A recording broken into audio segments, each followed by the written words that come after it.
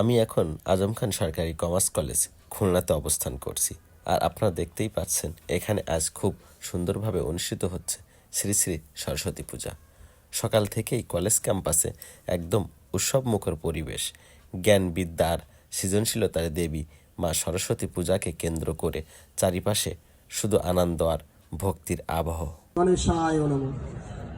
এই পূজায় অংশ নিচ্ছেন কলেজের সম্মানিত শিক্ষকবৃন্দ, ছাত্রছাত্রী সহ খুলনার বিভিন্ন এলাকা থেকে আসা অনেক দর্শনার্থী। বন্ধুরা, এখানে একটা বিষয় আলাদা করে বলতেই হয়, পূজার আঞ্চলিক ভিত্তিক সাজসজ্জা শিক্ষার্থীরা নিজেরাই খুব সুন্দর করে প্যান্ডেল সাজিয়েছেন। এখানে সৃজনশীলতা আর পরিশ্রম দুটোই স্পষ্ট দেখা যায়। পূজা শেষ হওয়ার পর এখানে রয়েছে প্রসাদ বিতরণের সুন্দর ব্যবস্থা। সবাই খুব শান্তিপূর্ণভাবে লাইন ধরে প্রসাদ নিচ্ছে, যেটা সত্যিই প্রশংসার যোগ্য।